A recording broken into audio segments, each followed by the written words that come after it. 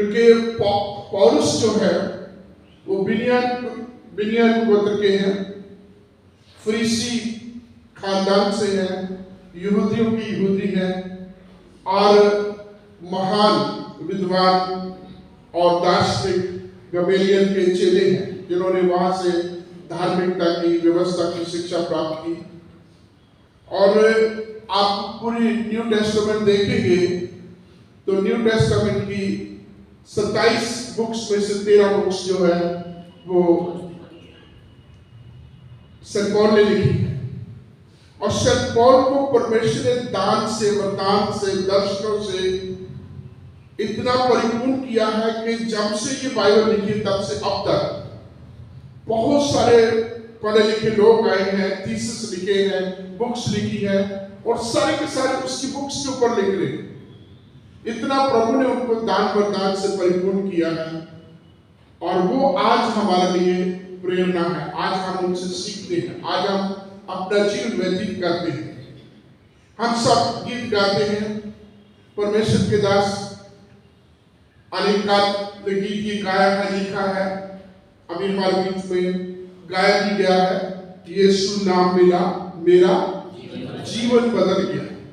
और मैं ये सोचता था कि शायद आज पौलुस यहाँ होते तो वो भी कहते कि हाँ, यीशु नाम एक ऐसा है जिससे मेरा जीवन बदल गया।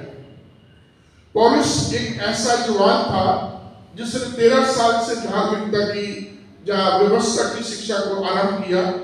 18 साल में वो निपुण हो गया और इस समय वो इतना कट्टरवादी बन गया कि जो भी मसीहत के खिलाफ या मसीहत के का नाम लेते, मसीह का नाम लेते या प्रभु की आराधना करते थे, उनको नाश करने के लिए, हर जमात को बंद करने के लिए, उस लहू के कतरे को भी जो मसीह का नाम लेता है, जिससे मसीह का नाम है, उसको वो नाश करने के लिए वचनबद्ध है। उसने स्पेशल अधिकार प्राप्त किए और वो अपने तर्सुस से निकला है दमिश्क की ओर। इस इलाके में बहुत सारे लोग प्रभु में आगे कलीसिया बढ़ने लगी है और एक ऐसा व्यक्ति है जो मसीहों को मारने, मसीहों को नाश करने, कलीसिया को बर्बाद करने, कलीसिया के विरोध में काम करता, प्रभु यीशु के लोगों के विरोध में काम करता है। और जब ये तर्सुस से निकला है और आगे दमिश्क के रास्ते पर परमेश्वर प्रभु यीशु के साथ इसका एनकाउंटर होता है। वचन में लिखा है प्रभु से बातचीत करते 3 दिन तक ये जो है देख नहीं सका और उसके बाद हनन्याह नामक परमेश्वर के दास एक विश्वासी के द्वारा बपतिस्मा पा करके प्रभु के दास ने जब इसके ऊपर प्रार्थना की तो वचन लिखा इसकी आंखें खुल गई। अभी तक ये अंधकार में था। अपनी टेस्टिमनी में बहुत सारी जगहों पर ये लिखता है, फिलिपियों की पत्री में ये लिखता है, अपने पूरे उसके बारे में बताता है। और यहाँ हम देखते हैं उसकी आंखें खुल गई, अंधकार खत्म हो गया, उसको सच्चाई की पहचान आ गई, यीशु मसीह के दर्शन हुए और उन बड़े भेदों को ये समझ सका। कई जगहों पर अपनी पत्रियों में लिखा कि ये भेद जो है, एफिसियों की पत्री में कहता है कि ये भेद जो युगों युगों से छिपे हुए थे, उसने हम जैसे लोगों के ऊपर प्रकट किए गए। और जैसे आप न्यू टेस्टामेंट पढ़ते हैं, प्रेरितों का 9वें अध्याय से आगे जा पढ़ते हैं इब्रानियों की पत्री तक, तो पौलुस के बारे में, पौलुस के द्वारा बहुत सारी बातें हैं जो हम पर आती है, जिससे हम जो है प्रभु का वचन सीखते हैं। और एक से बढ़कर एक ज्ञान की बात है। किसी भी टॉपिक को ले लो तो यहाँ पौलुस जब वो बताता है तो वो हमारे लिए बहुत बड़ा सिद्धांत है, बहुत बड़ी हमारे लिए शिक्षा है और हम उससे जो है परमेश्वर की प्रेरणा प्राप्त करते हैं। जब पौलुस की जिंदगी को देखेंगे तो पौलुस सबसे पहले वो प्रभु का चुना हुआ है। उसकी हर पत्री जो हम रोमियो की पत्री से पढ़ते हैं और आगे पत्रियों तक जाते हैं, हर पत्री को अपनी इंट्रोडक्शन देता, अपना परिचय देता है कि पौलुस की ओर से जो परमेश्वर का सेवक है, परमेश्वर का दास है, या परमेश्वर के द्वारा हाँ जी चुना हुआ दास है। और क्या बोलता है अपने लिए? प्रेरित है। वो अपने आप को प्रेरित के नाम से जो है इंट्रोड्यूस करता है, मनुष्य की ओर से नहीं, परमेश्वर की ओर से जो चुना हुआ। हर टॉपिक का जो बात जो करता है वो प्रभु की ओर से पा करके प्रभु के लिए, प्रभु की महिमा के लिए करता है। गलातियों की पत्री में हम आते हैं तो सबसे पहले एक बड़ी बात आती है कि वो परमेश्वर को प्रसन्न करने वाला। गलातियों की पत्री 1 अध्याय उसका 10वां वचन पढ़ेंगे।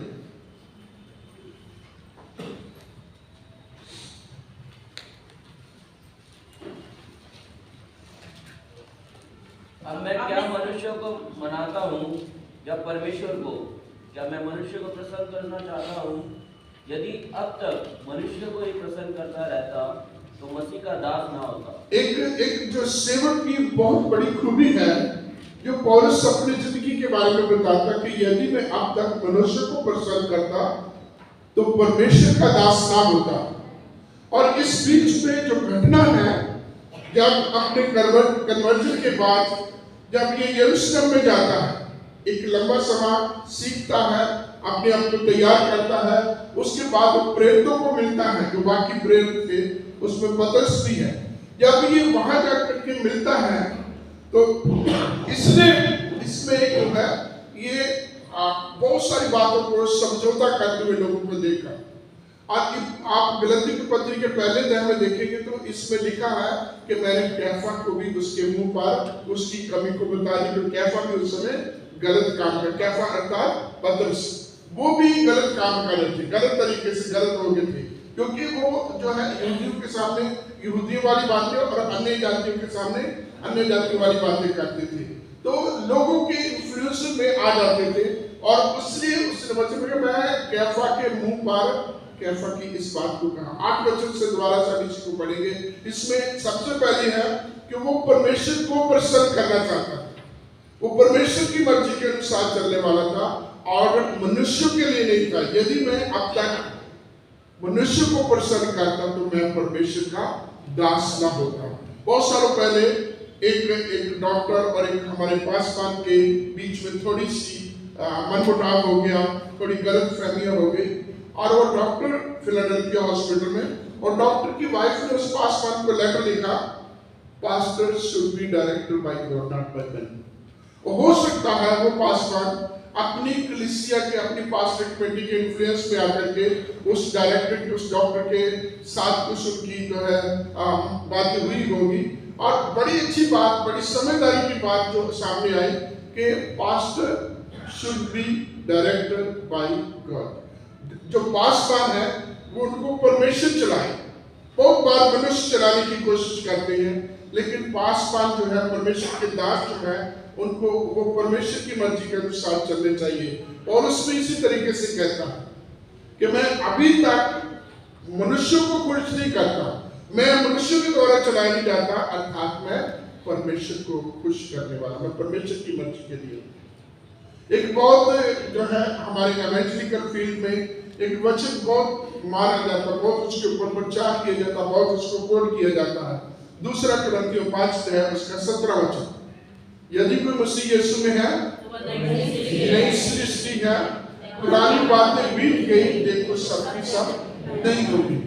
तो मैं कल जब मनन कर रहा था, पौलुस की जिंदगी के बारे में सोच रहा था, पढ़ स्टडी नहीं कर रहा, मनन कर रहा था, तो मैं देख रहा था कि ये वचन जो पौलुस ने लिखा है, अभी तक हम नई सृष्टि की बात करते हैं, लेकिन उसकी अपनी जिंदगी में कितनी बड़ी सच्चाई, कितना बड़ा उसका अनुभव है कि जो मसीह यीशु में है वो नई सृष्टि है, और उसकी पुरानी बातें सब बीत गई और सब की सब नई होगी। उसने अपनी जिंदगी में तमाम चीजों का अनुभव किया, हर तरीके से उसने देखा। जब प्रभु में आया तो उसने अपनी जिंदगी में नया बात देखा, उसका देखने का, बोलने का, सोचने का, सब बातों का, मेल मिलाप में, प्यार में, सब बातों में उसका नजरिया बिल्कुल अलग हो गया, नया हो गया, उसकी सोच नहीं हो गई। अभी तक वो एक जो है आतंकवादी टाइप का व्यक्ति था। आज जितने भी आज के देश में आज के दिन में जो है बड़े बड़े हम कट्टरवादी लोगों को देखते हो, बाला ठाकरे हो या और बहुत सारे लोग हो, यदि पौलुस के साथ उनकी तुलना करें तो पौलुस उन सबसे बहुत ज्यादा कट्टरवादी था, क्योंकि एक प्रण दिया था, अधिकार प्राप्त था और नॉलेजेबल व्यक्ति था। ऐसा नहीं था कि ऐसे ही कहे चल रहा। एक बहुत बड़े विद्वान जिसका नाम है गमेलियल, उससे उसने शिक्षा पाई और उस शिक्षा को पाने के बाद जो है तैयार हुआ, व्यवस्था को बड़ी अच्छे तरीके से जानते थे। और वो कहते हैं जब प्रभु यीशु मसीह के साथ एनकाउंटर होता है, जो मसीह यीशु में है वो नई सृष्टि, पुरानी बातें सब बीत गई। और दूसरी चीज आप देखेंगे तो अपनी कमी को, अपनी गलती को, अतीत में किए गए अपने हर गुनाह को बड़े खुले दिल से वो स्वीकार करता है। हम अलग अलग जगहों पर पढ़ते हैं, वो जगह तुम जानते हो पहले मैं मसीह के लोगों को तंग करता, कलीसिया के विरोध में काम करता था। ये तमाम चीजें आप तीसरे अध्याय में पढ़ेंगे इफिसियों की पत्री में, तो कहता है ये सब कुछ करता तो था लेकिन निर्दोष था, मैं शुद्ध मन से करता था, बेशक परमेश्वर के विरोध में चलता था लेकिन सब कुछ ये करता। फिर वो अपने अधिकार की बात करता है, क्योंकि वो शादीशुदा नहीं था तो अधिकार की बात, ये सारे अधिकार हमारे पास है, हम भी चाहते हैं जैसे कैफा ने दूसरे भाई लोगों ने शादी की, हम भी करवा सकते हैं। तो आप पौलुस के बारे में, पौलुस की लिटरेचर को जब पौलुस के द्वारा प्रकाशन की बातों को पढ़ेंगे तो हर टॉपिक पर जो है बहुत ही अच्छे तरीके से बोलता है। इफिसियों की पत्री और उसके साथ कुलुस्सियों की पत्री, पत्रुस ने भी लिखा है परिवार के ऊपर बहुत अच्छा, पति पत्नी को, बच्चों को, परिवार के लोगों को किस तरीके से रहना है, क्योंकि वो कहता है हम सब प्रभु का एक स्वर्गीय घराना है जिसमें ना कोई ऊंचा है ना कोई नीचा है, ना कोई अमीर है ना कोई गरीब है। और फिर वो अपनी उस जो है बुलाहट को बहुत ही अच्छे तरीके से पहचानता है कि वो कहाँ से चुना गया। पहला अध्याय गलातियों की पत्री पहले अध्याय में वो कहता है अपने बारे में दूसरे बारे कि यार सोचो तो सही, अपने चुने जाने पर, अपने चुन लिए जाने के समय कुछ सोचो। और फिर वो उस तमाम बैकग्राउंड की बात करता है, कहाँ से चुनेगी, किस हालात में चुनेगी, किस कैपेसिटी में चुनेगी, क्या थी हमारी पोजीशन जब प्रभु ने हमें चुना। और उन तमाम बातों के बीच में वो कहता है कि परमेश्वर जिनको चुनता है उनको अपनी महिमा से, उनको अपने दर्शन से, उनको अपने ज्ञान से परिपूर्ण करके अपनी महिमा के लिए वो इस्तेमाल करता है। पौलुस परिवार की बात करता है और पौलुस के द्वारा जैसे हम इन जो है 13 पत्रियों को पढ़ते हैं, इन 13 पत्रियों के साथ साथ बहुत सारी कलीसिया को संस्थापक है। रोमियो से लेकर के जब हम इब्रानी तक उसके द्वारा इन परमेश्वर के वचनों को, इन पत्री को पढ़ते हैं तो अलग अलग जगहों पर जो है कलीसिया की स्थापना की गई है। तो कहा गया कि एक बहुत बड़ा, एक महान एवेंजलिस्ट था जिसने प्रभु के महान भेदों को समझा, पाया और उसको क्रियान्वित किया, उसको प्रैक्टिकली उसको जो है जाना पहना, और जहां भी गया उसके द्वारा मंडली की स्थापना हुई। और फिर वो जो है न सिर्फ कलीसिया की स्थापना करता है, कलीसिया की केयर करता है। बहुत बार क्या होता है कि हम एक जगह पर काम करें, आगे बढ़े तो पीछे वालों को भूल जाते हैं। वो आगे चलता था, पीछे वाली कलीसिया को जहां उसने काम किया है उसका ध्यान रखता था, उसके बीच की शिक्षा कैसे चलती, कैसे सेवक है, लोगों का कैसे उनका जिंदगी है, कैसे आपसी भाईचारा है, उसके ऊपर वो बहुत ही अच्छे तरीके से उसकी निगाह रखते थे। गलातियों की पहली पत्री में वो कहते तुम में लड़ाइयां होती हैं, तुम में झगड़े होते हैं, तुम में ग्रुप बने होते हैं, और पौलुस, अपोलोस, पतरस तमाम लोगों के बातें करते हैं। क्या कहता है इनमें से कौन है जो तुम्हारे लिए शरीर पर मरा, कौन है जिससे तुम्हारे अपनी जान कुर्बान की।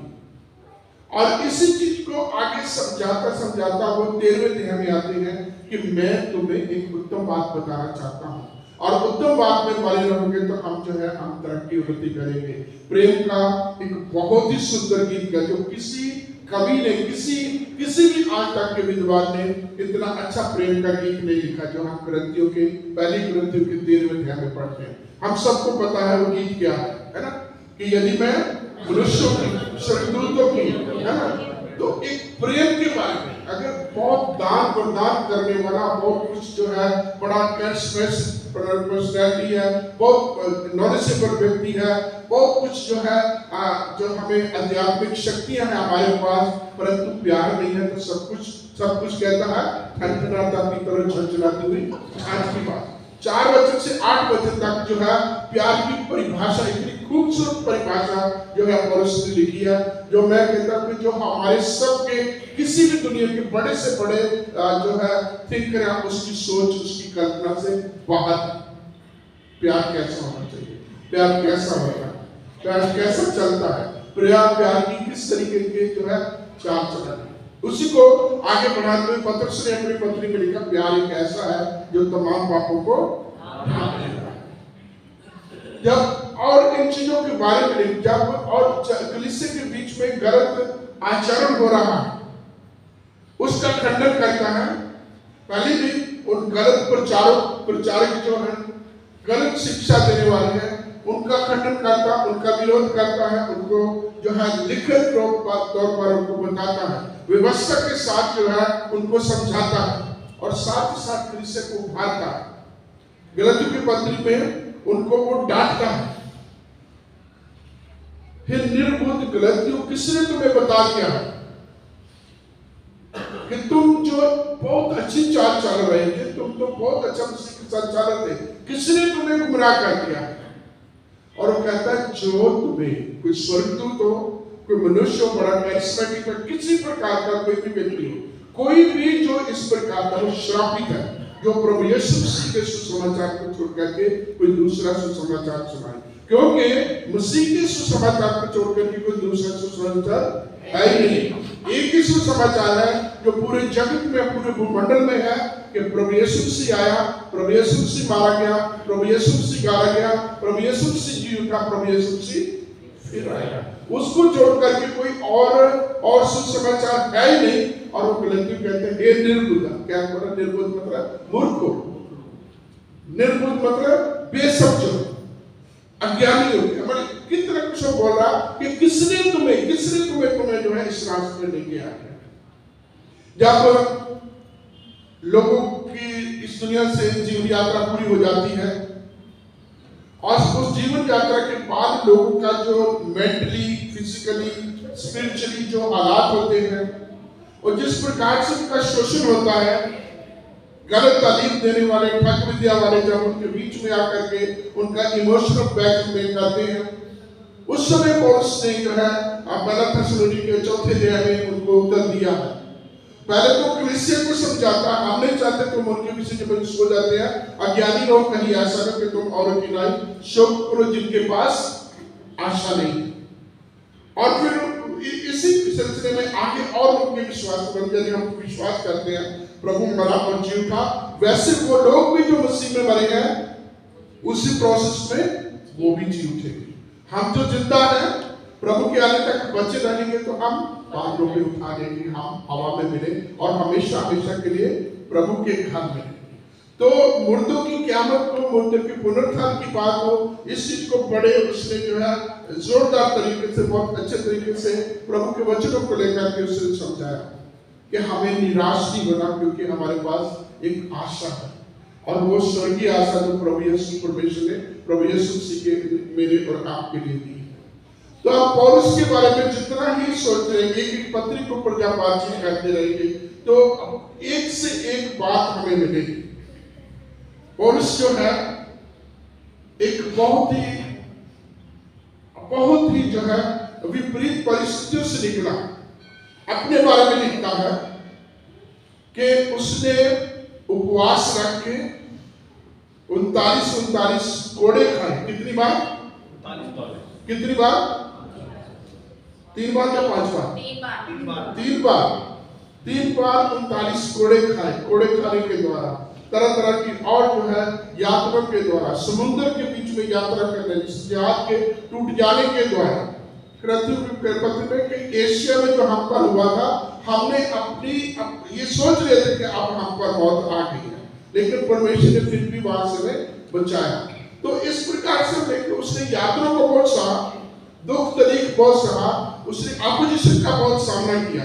आप जानते हैं प्रेरितों के काम में वो 22-23 चैप्टर के बाद आगे जो है जब वो जो है पकड़ा जाता है, उसके ऊपर किस प्रकार से उसका विरोध होता है, केसर की दुहाई देता है, और इसी बीच में परमेश्वर ने उसके ऊपर अनुग्रह किया कि वो पूरे विश्व को अपसाइड डाउन करने के लायक कर उल्टा पुल्टा करके रख दिया। या ये कहो कि उस समय के पूरे विश्व को परमेश्वर के वचनों के द्वारा, प्रभु यीशु मसीह के समाचार के द्वारा उसने भर दिया। वो यहाँ एशिया माइनर से चलता है, यरूशलेम से चलता है और रोम तक को पहुंचता है। आप जानते हैं इफिसियों और कुलुसियों और फिलिपियों की पत्रियों को जब हम पढ़ते हैं, 3-4 पत्रियां इनको जो है प्रिजन पेशर बोला जाता है, जो जेल के बीच में लिखी। जेल के बीच में 3 साल 3.5 साल पौलुस और गलातियों की इफिसियों की पत्री में लिखता हुआ वो बहुत सारे उन दानों और दानों की बात, बहुत सारे परमेश्वर के चुने जाने की बात, परमेश्वर के आने वाले समय के प्रबंध की बात समझाता है। मसीह के आने से पहले की बात करता है और मसीह के आने के बाद की कहता है। क्या ये कहा जाए हमारे प्रभु यीशु मसीह को पाने से पहले और पाने के बाद, हमारे कन्वर्जन से पहले की बात और बाद की बात, उन तमाम आशीषों को पौलुस जो है वहां बयान करता है। जब हम जो है फिलिपियों की पत्री में आते हैं तो 4 अध्याय का चौथे वचन का चौथा वचन, आपको चौथे अध्याय का चौथा वचन बहुत सारे लोगों को याद है। क्या है? प्रभु में सदा। वो था कहाँ? जेल में था। और जब हम जेल में होते हैं, मान लो हम पुलिस स्टेशन में हैं, पकड़े हुए हैं और रात भर हम वहां हैं, और हम क्या कहेंगे? बहुत खुश होंगे, है ना? नहीं ऐसे जगहों पर नहीं किया जाता। उससे पहले हम पढ़ते हैं वो 16वें अध्याय में पौलुस और सिलास पकड़े जाते हैं और आधी रात का समय है और वो प्रभु की स्तुति, प्रभु की प्रशंसा करते हैं। पहले बात आप आधी रात का समय देखिए। आधी रात का समय हम क्या करते हैं? हालात बदल गए हैं, नहीं तो आधी रात का समय हम सो रहे होते हैं। आजकल हम जो है व्हाट्सएप खेल रहे होते हैं। आज जमाना बदल गया है। आधी रात का समय पौलुस और सिलास प्रभु की आराधना कर, प्रभु की स्तुति करने वाले, और फिर परमेश्वर की जिंदगी में काम करते हैं। क्या ये मतलब क्या है कि पौलुस आधी रात हो, दिन का समय हो, कोई भी जगह हो, विपरीत परिस्थिति हो, वो प्रभु के साथ अपने आप को बनाए हुआ है और प्रभु की आराधना करने वाला है, प्रार्थना करने वाला है। इफिसियों की पत्री में कहता है, कुलुसियों की पत्री में कहता है कि जब सुना था, सुनीलियों की पत्री में कहता है जब से सुना है मैं तुम्हारे लिए प्रार्थना करता हूं, धन्यवाद देना नहीं होगा। तो पौलुस एक ऐसा व्यक्ति है जो प्रार्थना करने वाला और तमाम बातों में धन्यवाद देने वाला व्यक्ति है। वो धन्यवाद देता है प्रभु से, प्रभु के साथ उसकी संगति हमेशा बनी रहती है।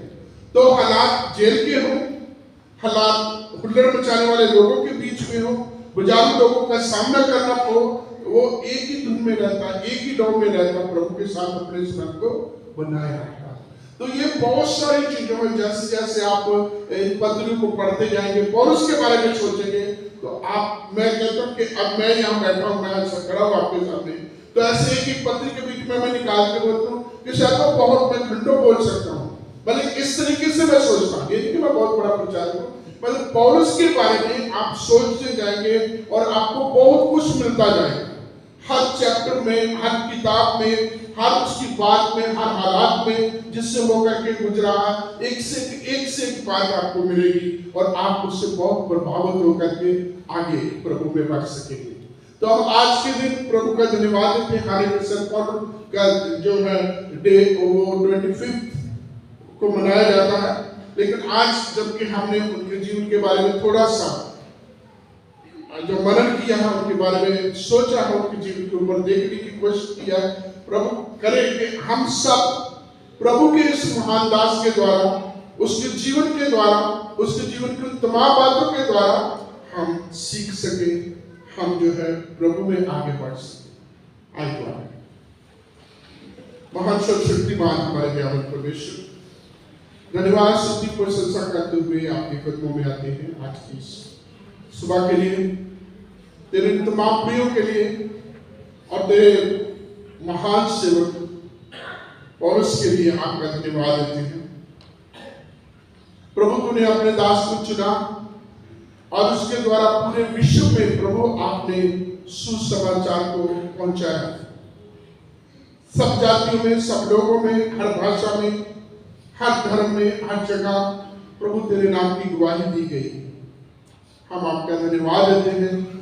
तेरे इस दास से प्रेरित होकर के हम भी आपकी सेवा में, आपकी आराधना में, प्रार्थना, धन्यवाद, स्तुति, आराधना में आगे बढ़े और आपके नाम की महिमा करते हैं। हम सब बातें बड़ी बरकत तेरी आशीष बनी रहे। प्रभु यीशु के नाम से आमीन।